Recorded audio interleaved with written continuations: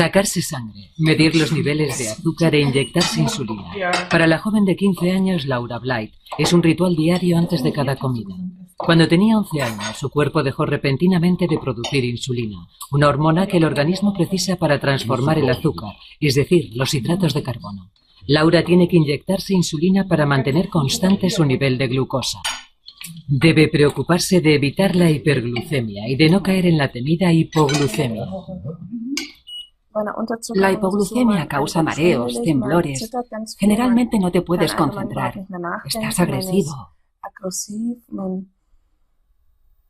Y te produce un tremendo dolor de cabeza. No es así para los del 99. Durante el día, cuando Laura está despierta, eso no pasa porque se da cuenta de cuándo baja el azúcar y puede reaccionar. Una vez fue horroroso. Laura tuvo una hipoglucemia durante la noche. La hipoglucemia es tan grave que le puede provocar un coma. Estaba durmiendo con ella en la misma cama. De pequeñas lo hacíamos más a menudo porque nos divertía. Esa noche me desperté porque noté que su brazo me golpeaba en la espalda y su rodilla en mi pierna. Me di la vuelta y me di cuenta de que estaba teniendo un ataque epiléptico porque tenía convulsiones. Creo que le bajó el azúcar a 16.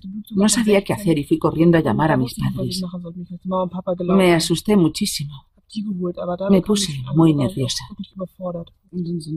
Cuando llegamos a la habitación, vimos a Laura, que seguía teniendo convulsiones. Así que fui a por la inyección de emergencia.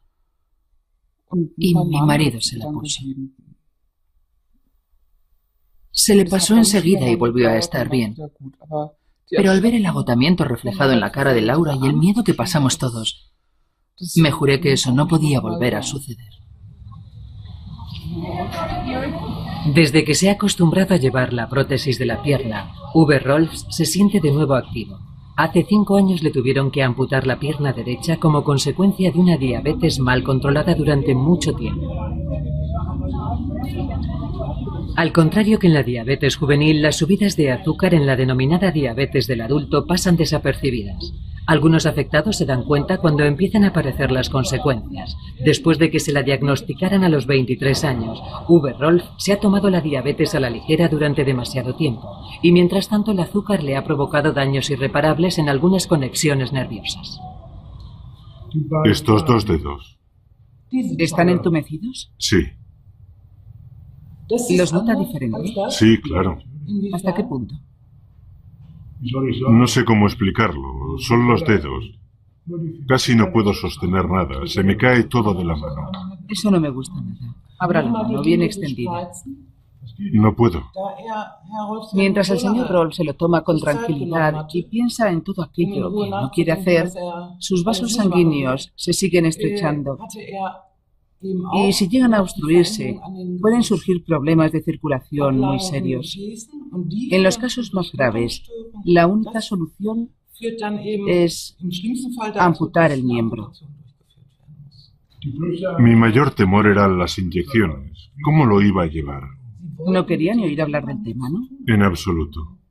De alguna manera pensó, me tapo los ojos, los oídos y paso de todo. Solo que de la diabetes no se puede pasar.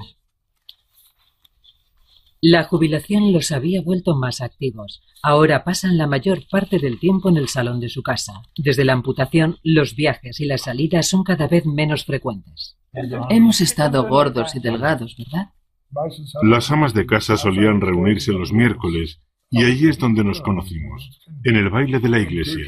Es ella o ninguna, me dije.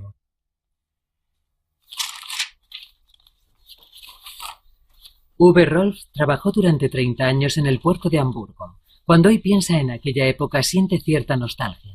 La grúa con la que solía transportar pesados cargamentos hace tiempo que ha desaparecido. De hecho, apenas reconoce el puerto actual. Le gusta hablar de su época con los compañeros, tipos ambiciosos. En el puerto no había sitio para los remilgados. Fue entonces cuando aparecieron los primeros síntomas de su diabetes, que Uwe Rolf ignoró por completo. Ahí empezó todo. Tampoco te has cuidado mucho. Ya, no me cuidaba entonces y tampoco me he cuidado después. Fumaba, bebía y ahí ya aparecieron los primeros síntomas. Un día de camino a casa me fallaron las piernas y di con mis huesos en el suelo, como decimos por aquí. Y después fueron apareciendo otros síntomas. Me di cuenta de que algo no iba bien en mi cuerpo. Pero no pensé más en ello. No me preocupé de saber qué podía ser. Quise creer que no me podía pasar nada. Pero sí que me ha pasado y ahora vivo con ello. Desde hace años, Laura es completamente independiente con su enfermedad. Sus padres están a su lado cuando es necesario, pero procuran dejarle su propio espacio. Al fin y al cabo, se trata de su vida. La única condición es que sus amigos tienen que saber cómo reaccionar ante una bajada de azúcar. Desde la pubertad, sus niveles de azúcar en sangre a veces se vuelven locos. Espera, una es con mermelada. Y esta tiene... Una vez estábamos de vacaciones en Galicia y antes de salir a comer, Laura se pinchó. El restaurante al que fuimos estaba lleno y tuvimos que buscar otro. Hasta que pudimos encontrarlo y Laura pudo pedir su comida, la insulina comenzó a hacer efecto y le sobrevino una severa hipoglucemia. Tenía tal sensación de hambre que empezó a comerse la servilleta. No se daba cuenta de lo que hacía. Se puso pálida como la nieve y comenzó a sudar. Enseguida le di unos azucarillos y una Coca-Cola y también masticó unos trozos de limón. Es como si la insulina le provocara la necesidad inmediata de comer, una necesidad compulsiva. Hasta que los niveles de azúcar subieron y comenzó a encontrarse mejor, pasó un rato muy malo. Había unas 10 personas en la mesa y todos la observaban. Ella se sintió impotente y rompió a llorar. Nunca hemos tenido de estos en casa. Nosotros tampoco. Nunca. Con la moderna pluma de insulina es fácil pincharse y apenas duele. A Laura le parece un fastidio porque tiene que estar siempre pendiente.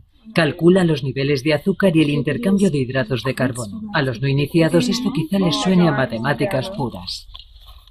Si como 6 raciones de hidratos de carbono, tengo que multiplicar 6HC por el factor 1,8. Calculo 6 por 1,8 para llegar al valor ideal de 120. Tengo 30 de margen de error y luego debo aumentar. De 120 a 150 aumento una ración. De 150 a 180 aumento 2. Al principio fue muy chocante, pero con el tiempo te acabas acostumbrando. Ahora lo vemos tan normal. En realidad, ya no hablamos tanto del tema. Antes ella no lo tenía claro y era un problema, porque no podía hacer muchas cosas con nosotras. Se le olvidaba pincharse y todo eso, pero ahora lo controla muy bien y lo hace todo correctamente. Le preguntamos cómo está.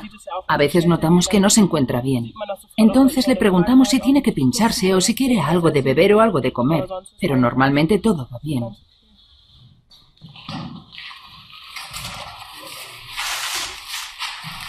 Desde hace tiempo, Hedda Precht y su novio Karsten quieren mudarse aquí, pero reformar una casa no es tarea fácil. Desde hace más de un año ambos dedican gran parte de su tiempo libre a la obra de su nuevo hogar. Hedda es diabética desde que era una niña. Del comienzo de su enfermedad tiene vagos recuerdos. Soy diabética desde que tenía 3 años y es duro cuando se es tan pequeña. Tengo imágenes que de alguna manera están clavadas en mi memoria. Lo que veo cuando pienso en la diabetes es un cerezo sobre mí. La diabetes me hacía estar muy débil, tanto que apenas podía moverme. Y mis padres tardaron en averiguar qué era lo que tenían que hacer conmigo. Hace 30 años, pocos sabían cómo atajar la diabetes. Tampoco visité a muchos médicos. Estaba cada vez más y más débil, y en los días de verano Solían dejarme tumbada a la sombra de un cerezo lleno de cerezas ya maduras. Por eso tengo esa imagen que sigue viva en mi memoria. Para mí la diabetes siempre fue algo normal y nunca tuve que preocuparme de nada, nada en lo que tuviera que pensar. Pero sé que supuso una dura carga para mis padres. Así es, hace 30 años mis padres tuvieron que reorganizar toda su vida en torno a mi diabetes. Tenían otros 3 hijos a los que cuidar. Siempre había mucho trabajo y reconozco que tuvo que ser muy duro para ellos. Ahora lo pienso y solo puedo decir qué bien lo hicieron. El tratamiento con insulina antes era mucho más duro que ahora y los padres de Hedda tenían que preocuparse de que su hija comiera algo cada 2 horas. También fue duro empezar con las inyecciones, aunque con 5 años Hedda ya podía pincharse sola. En los cumpleaños de otros niños, tenía la sensación de ser la estrella de la fiesta en el momento de pincharme. Los otros críos se peleaban por acompañarme al baño para ver cómo me ponía la insulina y compartir conmigo ese dudoso honor. Sí, en algunos aspectos le saqué provecho a la diabetes.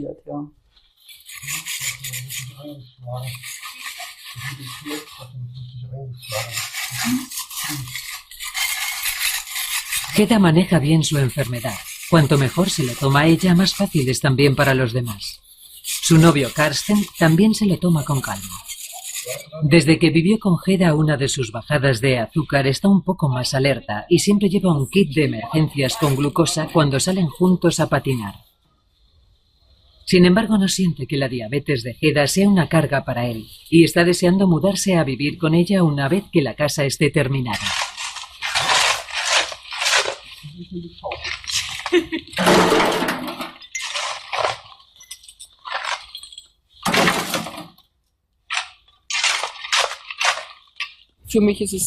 Es la primera vez que puedo decir que voy a compartir mi vida con alguien, que voy a pasar la mayor parte de mi tiempo con esa persona en casa o en otro lugar. Creo que es un paso importante y estoy muy emocionada.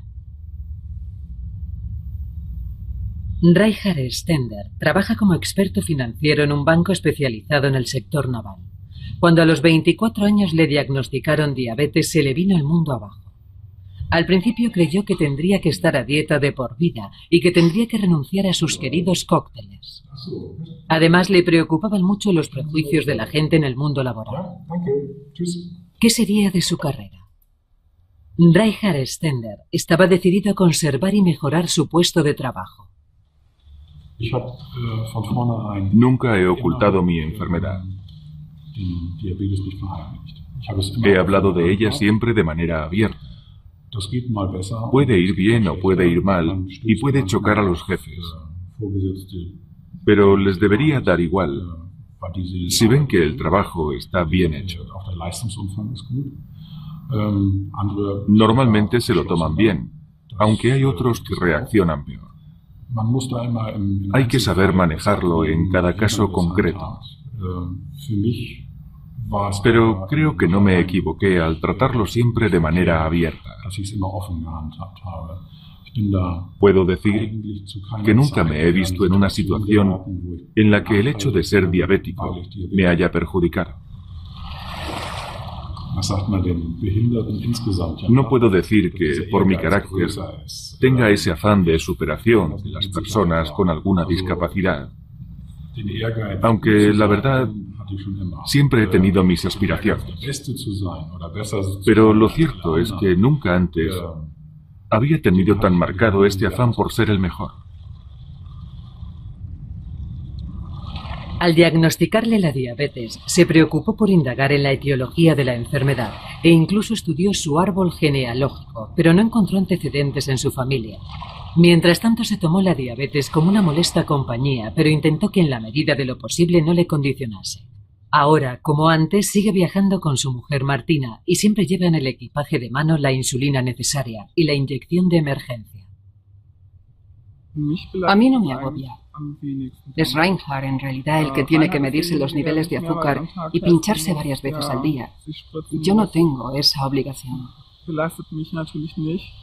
Mi única responsabilidad es llamar al médico de urgencias cuando sufre alguna hipoglucemia.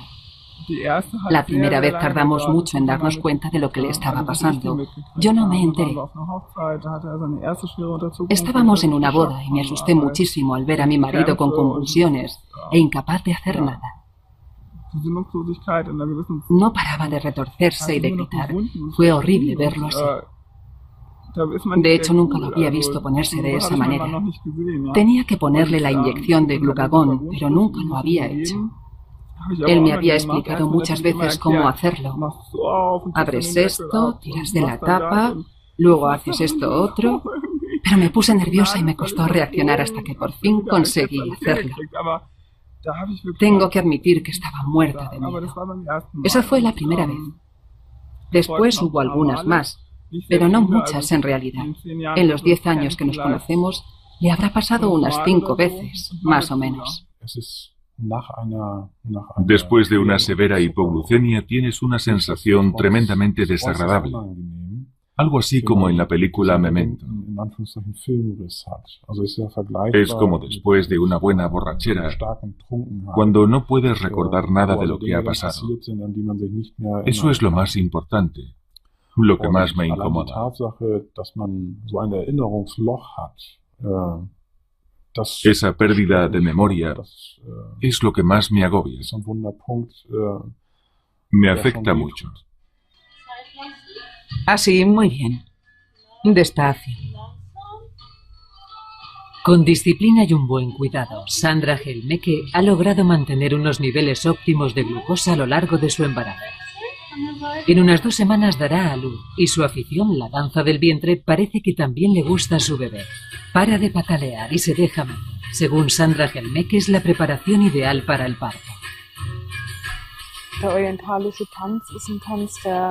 La danza oriental es un tipo de baile en el que muchas mujeres encuentran gran satisfacción, incluso mujeres embarazadas, a las que aporta un estupendo alivio y descanso. La dificultad estriba en que, en principio, las partes del cuerpo van por separado.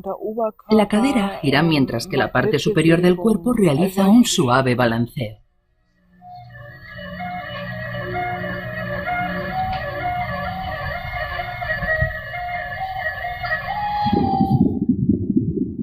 Hasta ahora todo va de maravilla, tanto el ritmo cardíaco como el desarrollo del bebé. Todo marcha como en un embarazo normal. Sandra Helmeke está nerviosa por ver cómo será su nueva vida con su hijo. Creo que no es necesario pensar con antelación qué es lo que vas a hacer. Cada niño es un mundo y se ha desarrollado tal y como debía. Tan solo queda esperar a que nazca. Mira, se distingue muy bien la cabeza. El bebé está ya muy grande y su cabeza ocupa casi toda la imagen. Hay muchas probabilidades de que el parto vaya bien. Durante todo su embarazo, Sandra ha visitado tanto a su ginecóloga como a la doctora que le trata su diabetes. Unos malos niveles de azúcar en sangre podrían causar malformaciones en el feto. Puede suceder que el bebé experimente un enorme crecimiento o justo lo contrario. En realidad pueden pasar muchas cosas si no se controla bien el azúcar. Por eso se recomienda a las mujeres diabéticas que deseen tener un hijo que alcancen los niveles óptimos de glucosa incluso antes del embarazo.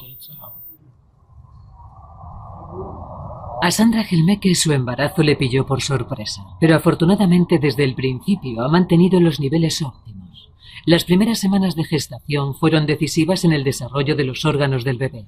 Sandra necesita el triple de insulina que antes de quedarse embarazada y tiene callos en los dedos de sacarse sangre tantas veces. Quiere estar muy segura de hacer los cálculos correctos, aunque siempre se da cuenta a tiempo de cuándo le puede sobrevenir una bajada de azúcar sin necesidad del aparato de las mediciones. Siempre he tenido un buen estado físico porque he hecho mucho deporte y creo que por eso todo esto de la diabetes lo he llevado bastante bien. Me preocupo por entender mi cuerpo y por hacer caso de sus señales. En lo que respecta a las hipoglucemias, me doy cuenta enseguida y creo que tiene que ver con eso. Hay gente que cuando se siente débil simplemente lo ignora y eso, naturalmente, puede traer consecuencias más graves.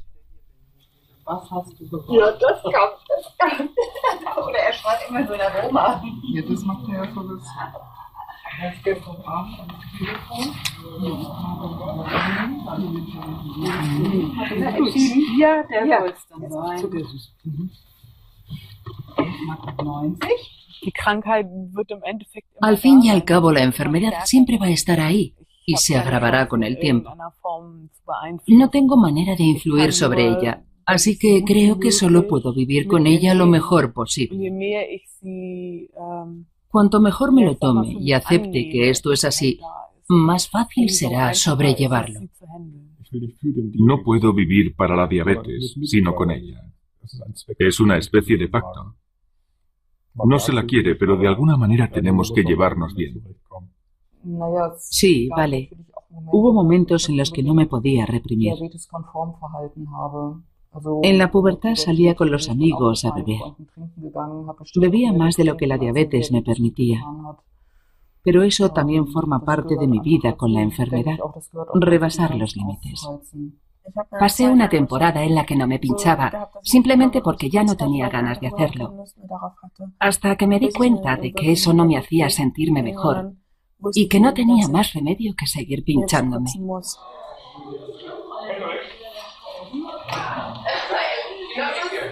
En la clase de Laura todos conocen su problema. Es comprensible, ya que a veces durante la clase tiene que medirse el azúcar o tiene que pincharse. Le queda un año para acabar el instituto. Laura quiere ser matrona. Matrona es la profesión de mis sueños. Es complicado llegar a serlo y creo que da igual que seas diabética o que no lo seas, porque lo importante es ser responsable. Es una profesión muy bonita. No es nada triste. Me gusta todo lo que rodea ese trabajo. Con 16 años acabaré el instituto y luego haré la selectividad y comenzaré los estudios de enfermería.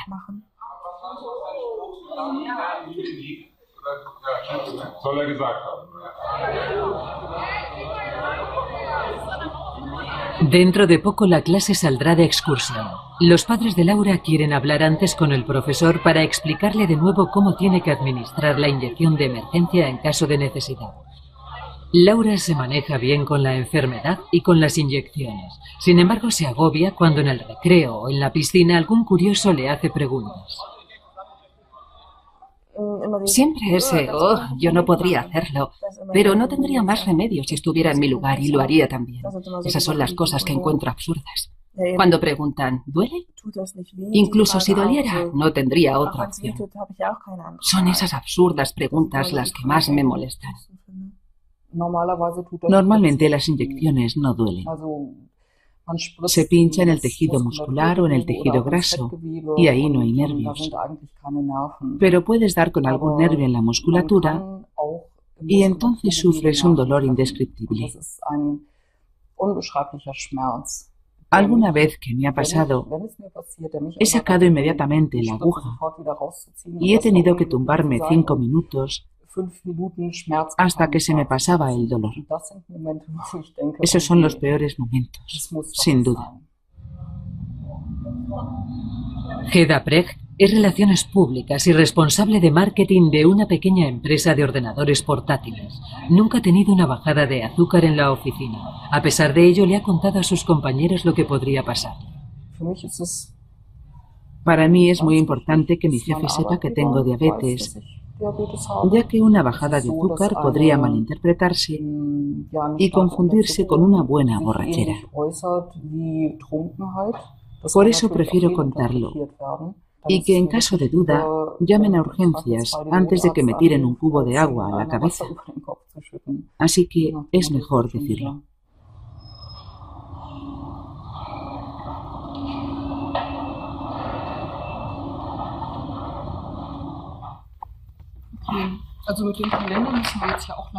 Hedda conversa con la grafista sobre el nuevo calendario de productos. Estoy muy satisfecha. Y esto es solo un dibujo. Cuando avancemos, va a ser verdaderamente rompedor. Para mí es muy importante hacer realidad mis ideas, que se saque provecho de ellas. Siempre quise trabajar con un equipo, y es uno de mis puntos fuertes.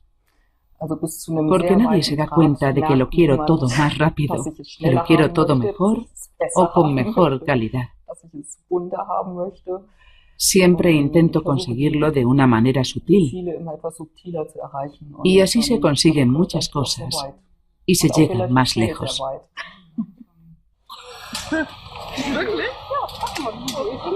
Que los diabéticos no pueden comer dulces, es decir, azúcar, no es cierto. Sí pueden. Solo que tienen que calcular la cantidad de hidratos de carbono e inyectarse de acuerdo a eso. Al principio la mayoría pesa la comida para determinar por medio de una tabla de conversión el número de hidratos de carbono. Con el tiempo se acostumbran y no necesitan pesar los alimentos. Voy a pincharme. A ver, son 2 bolas de helado y nata. Esos son 4 raciones de hidratos de carbono. ¿Cómo lo sabes? Ya ves. Son muchos años haciendo cálculos. Una vez me pasó algo muy gracioso en la estación de tren. Tenía mucha hambre y necesitaba comer algo con urgencia. Lo que significa que tenía que pincharme primero. Estaba en el andén y ni corta ni perezosa saqué la pluma de insulina, que ahora ya no parece una jeringuilla de heroína. Pero aún así. Entonces me pinché en una pierna y vi a una mujer que me miraba con cara de asco y que se alejó. Posiblemente pensó que me estaba metiendo droga. Y entonces pensé por primera vez que quizás no debería ir enseñando mi jeringa tan alegremente. Prefiero comérmelo yo sola. Algunos diabéticos se esconden para pincharse porque temen que la gente los mire. Esto agrava el sentimiento de aislamiento que ya de por sí les produce la enfermedad. Les va mejor a aquellos que lo cuentan en su entorno y que se pinchan con total naturalidad. La pluma de insulina es muy discreta y los que no saben qué es ni siquiera pensarían que se trata de una jeringa.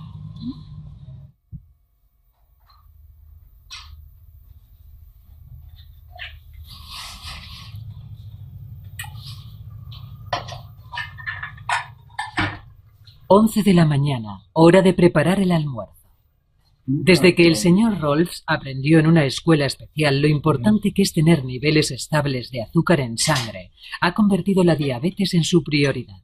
Se mide los niveles y se pincha habitualmente antes de cada comida para evitar que el deterioro de ojos, manos y pies siga avanzando.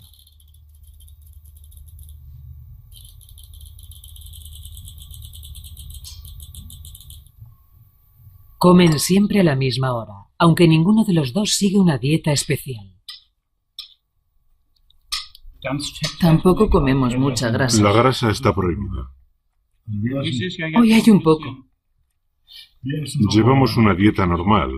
Hoy nos vamos a dar un pequeño capricho. Es que sabe mejor. Sí, hay que echarle tocino.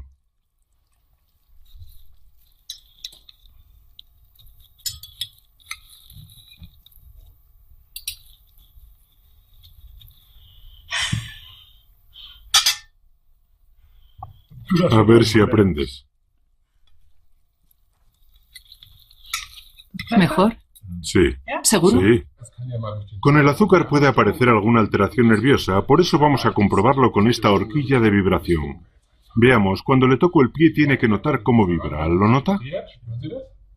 Avíseme cuando deje de notarlo. ¿De acuerdo? Sí. ¿Aún lo nota? Sí. ¿Sigue notándolo? Sí, ahora un poco más débil.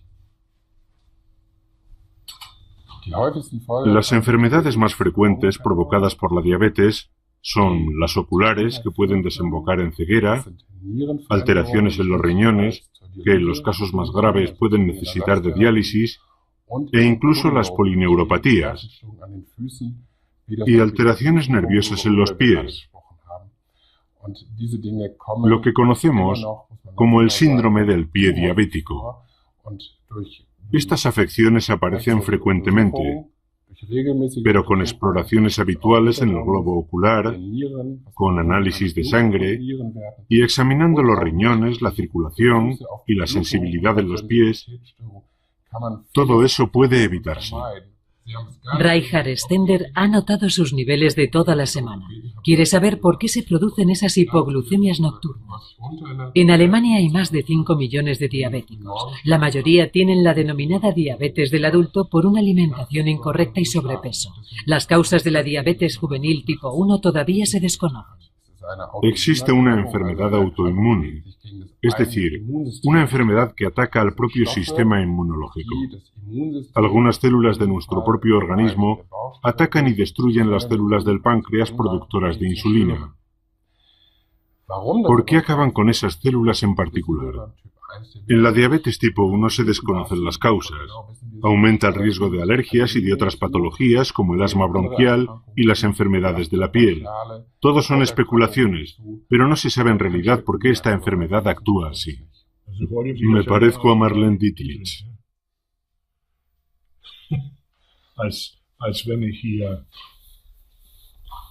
Como si hubiera venido a bailar.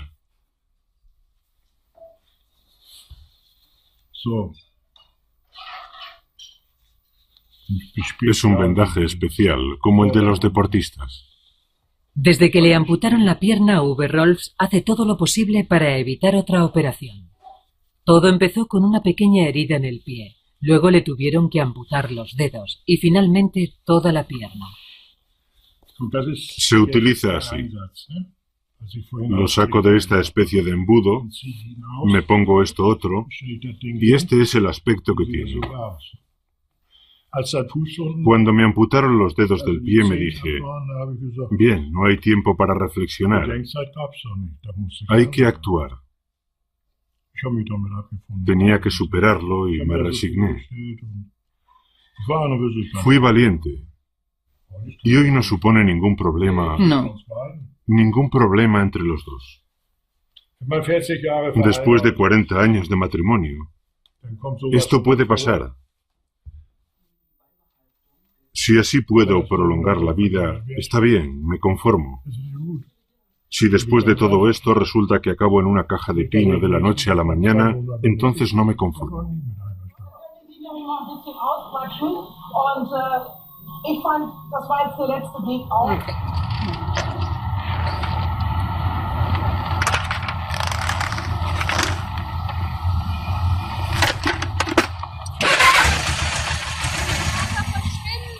Quítate, gato.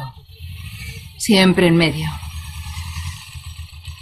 Su matrona está horrorizada, pero a pesar de su embarazo, Sandra Helmeke no quiere renunciar a montar el moto. La verdad es que solo conduce un pequeño trayecto, pero conduce. Es simplemente una manera de disfrutar de la vida. De la misma manera que otra gente hace un determinado deporte. Me siento bien en la moto. Cuando alguna vez me he sentido mal física o psíquicamente, montar en moto me ha ayudado a encontrarme mejor. Me conforta. Sandra conduce habitualmente hasta el servicio ambulante para diabéticos donde le miden el índice de control diabético o HbA1c, que actúa como una memoria de glucemia y muestra los valores de los últimos 3 meses. En el caso de Sandra es del 5%, perfecto para madre e hijo. Antes se solía decir que una mujer diabética no podía engendrar un hijo. Por entonces se tenía menos en cuenta los desequilibrios metabólicos durante el embarazo, lo que ocasionaba múltiples complicaciones y frecuentes abortos. Por eso se generalizó la creencia de que una mujer diabética no podía quedarse embarazada. He puesto todo de mi parte. Mis niveles de glucemia son buenos y es muy poco probable que el bebé sufra algún tipo de daño a causa de mi diabetes. Tomamos la decisión de que si el niño venía con algún tipo de minusvalía, lo tendríamos igualmente. Por eso no hemos querido que me hagan la amiocentesis ni otras pruebas similares, porque no hay una justificación para ello y además creo que estas pruebas conllevan un mayor riesgo para el bebé. Así que lo tenemos claro. Sea como sea, nuestro hijo vendrá al mundo. Hedda Preg y sus compañeros están en una excursión de empresa. Quedan pocos minutos para el primer salto en paracaídas de su vida. Tengo el estómago del revés. 50 segundos de caída libre se me van a hacer muy largos.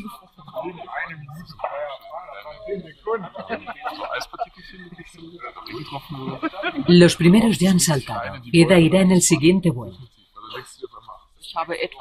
Me he inyectado un poco menos de insulina de base y en un rato comeré otra vez algo dulce, una barrita energética.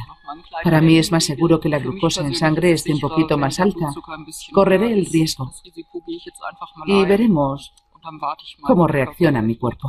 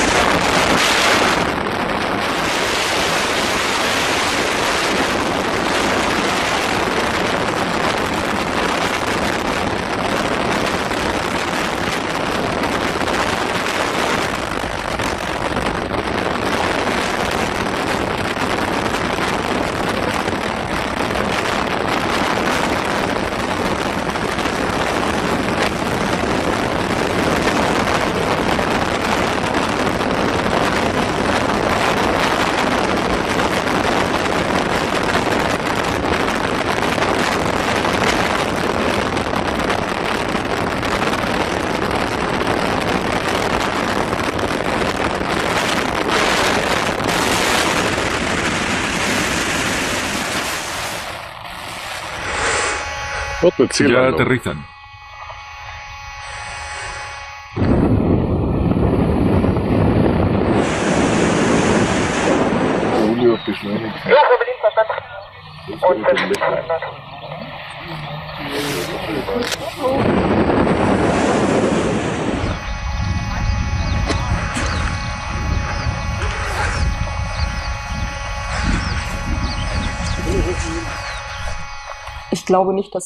Ponerse a prueba no tiene que ver con la diabetes.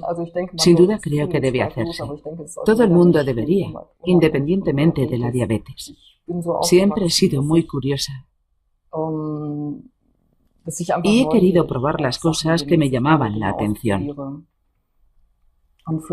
De pequeña tenía la imperiosa necesidad de cabalgar sobre un pequeño pony desbocado campo a través, sin pensar en qué pasaría si el caballo me tiraba. Era algo peligroso, pero creo que fue la primera vez en mi vida que tuve esa sensación de velocidad. ¿Con agua mineral? Sí.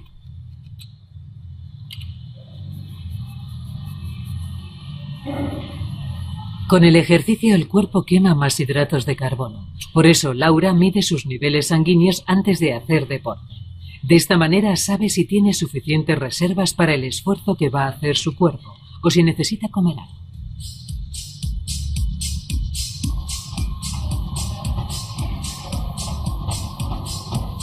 El deporte tiene un efecto positivo con una diabetes bien controlada. En las fases de estabilidad, Laura vence su pereza y acude al gimnasio.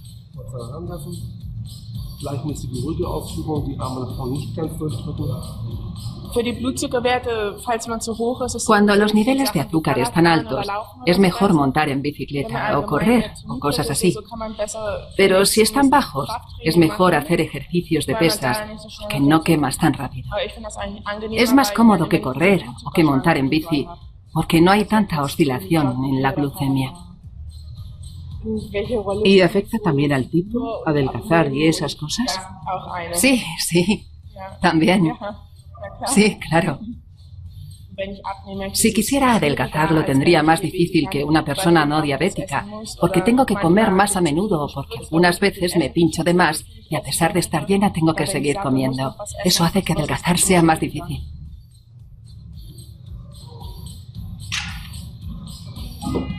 Disculpe, no deberíamos tomarnos un Dr. Frank como primer cóctel, ¿verdad? Ese cóctel es una bebida criolla. Pueden tomarlo primero. ¿Ah, sí? Entonces tomaré un Dr. Frank. Solo puedo decir que es un puro placer. Descubrimos esta manera de disfrutar del alcohol cuando los cócteles y los bares de cócteles no estaban muy de moda. Podemos decir que hemos crecido con esta costumbre que nos encanta.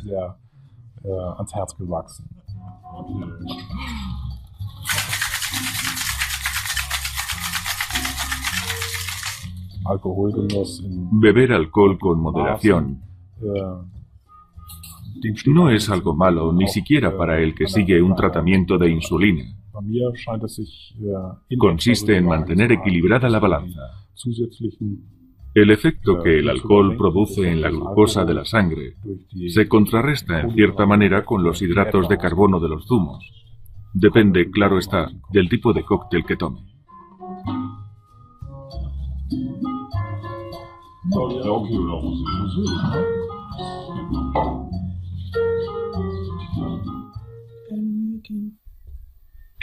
La última vez que estuve en la peluquería, Lucy se vino conmigo.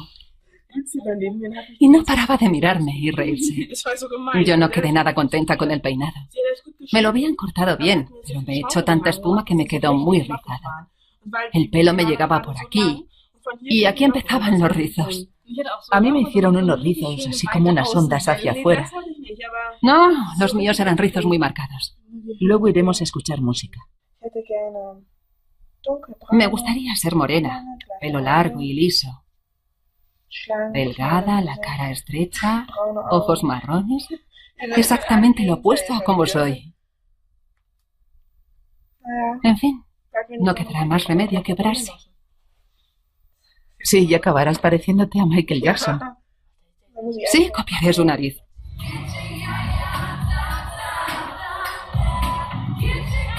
La gente que no sabe que tengo diabetes me ve como una persona normal. De hecho, soy normal.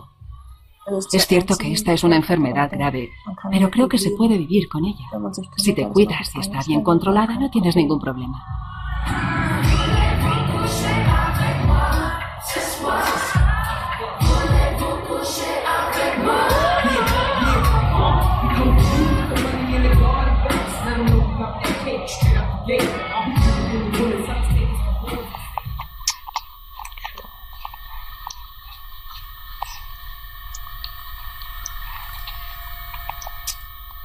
Timona ya ha nacido. En los últimos momentos se decidió hacer una cesárea, pero madre e hija están perfectamente.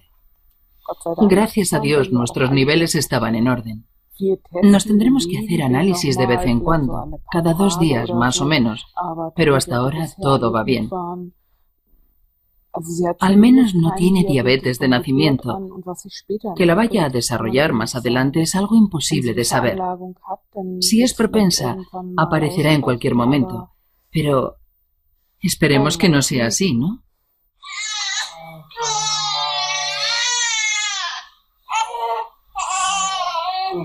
La probabilidad de que Timona sea diabética es de un despreciable 5%. La transmisión hereditaria de la diabetes juvenil tipo 1 que tiene Sandra Helmeke es menos habitual que la diabetes del adulto. Cuando se acostumbra a la rutina con su bebé, Sandra quiere volver a trabajar como mecánica de precisión y acabar sus estudios de profesora de formación profesional. La abuela ya se ha comprometido a hacer de canguro y quizás también se cumpla el sueño de tener una granja. De momento ella y su marido están contentos porque todo ha ido bien, ya que Sandra ha podido comprobar en el hospital que su embarazo como diabética podía haber acabado de otra manera. Mi compañera de habitación, que al parecer no llevaba su diabetes tan bien controlada, tuvo también una cesárea porque rompió aguas a las 28 semanas. Descubrieron que la placenta no estaba en condiciones. El pequeñín pesó al nacer tan solo 840 gramos y tendrá que luchar mucho para salir adelante. Yo me alegré de haber estado tan mentalizada durante el embarazo. Tengo que admitir que ha merecido la pena tanto análisis y tanta inyección. A la larga, de verdad que ha valido la pena.